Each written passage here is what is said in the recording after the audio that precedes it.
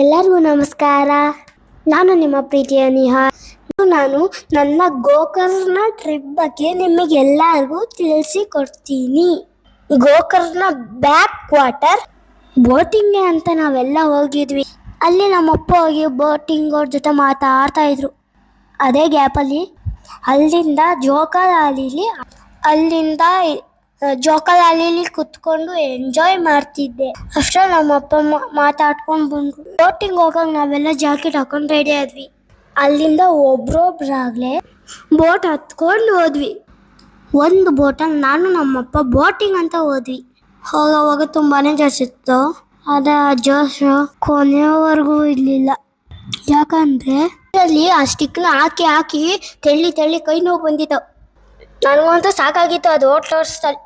ಅದಾದ್ಮೇಲೆ ನಾನು ಸುಮ್ಮನೆ ಕೂತ್ಕೊಬಿಟ್ಟೆ. ನಮ್ಮಪ್ಪನೇ ಓಡಿಸ್ತಾ ಇದ್ರು. ಆ ಸ್ಟಿಕ್ ನನಗಿಂತನೂ ತೂಕ ಇತ್ತು. ಆದ್ರೂ ನಾನು ಸುಮ್ಮನೆ ಕೂತಿದ್ದೆ. ನಮ್ಮಪ್ಪ ಓಡಿಸ್ತಾ ಇದ್ರು, ನಾನು ಎಂಜಾಯ್ ಮಾಡ್ತಾ ಇದ್ದೆ.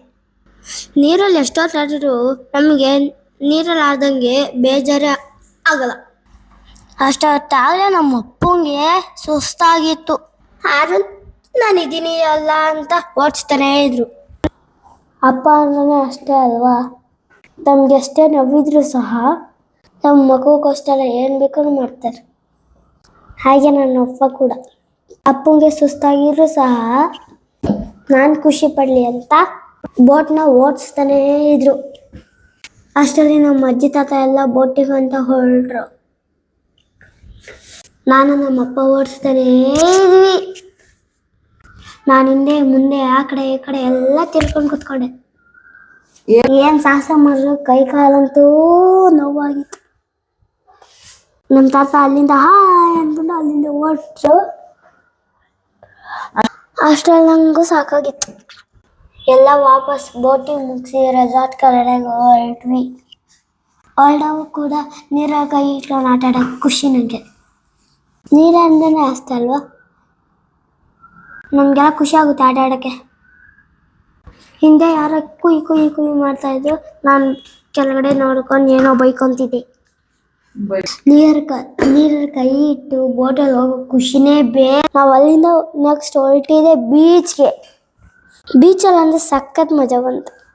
ಸಮುದ್ರ ದಡದಲ್ಲಿ ಕೂತ್ಕೊಂಡು ಅಲ್ಲಲ್ಲಿ ಹೆಸರು ಬರೋ ಖುಷಿನೇ ಬೇರೆ.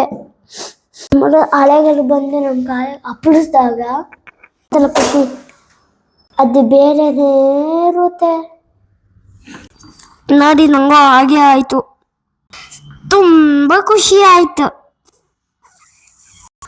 ಹಾಗೆ ಅಲೆಗಳನ್ನು ನೋಡ್ತಾ ನಾನು ಕೂತಿದ್ದೆ. ಸಮುದ್ರ ಎಷ್ಟು ನೋಡಿದ್ರು ಅದು ಕೊನೆ ಕಾಣದೇ ಇಲ್ಲ. ನೀರಲ್ಲಿ ನಿಂತ್ಕೊಂಡು ಆಟ ಆಡ್ತಾ ಇದೆ. ಅಲೆಗಳು ಬಂದು ನನ್ನ ಕಾಲು ಮುಡ್ತಾನೇ ಇತ್ತು.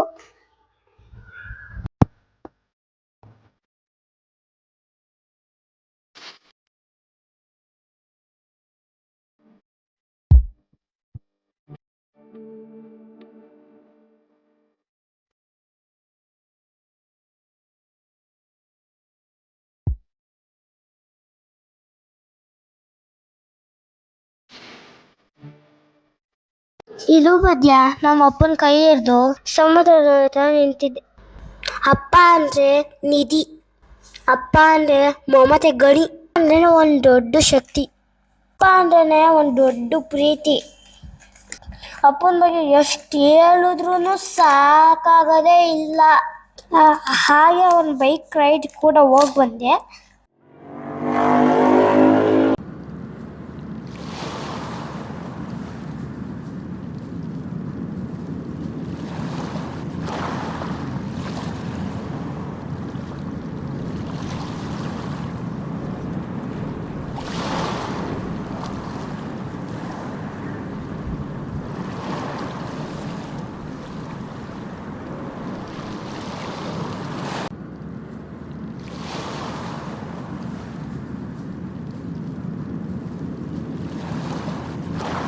ಹಾಗೆ ಅಷ್ಟು ಫೋಟೋಗಳನ್ನು ತಗೊಂಡು ಎಂಜಾಯ್ ಮಾಡ್ತಿದ್ದೆ ನಾನು.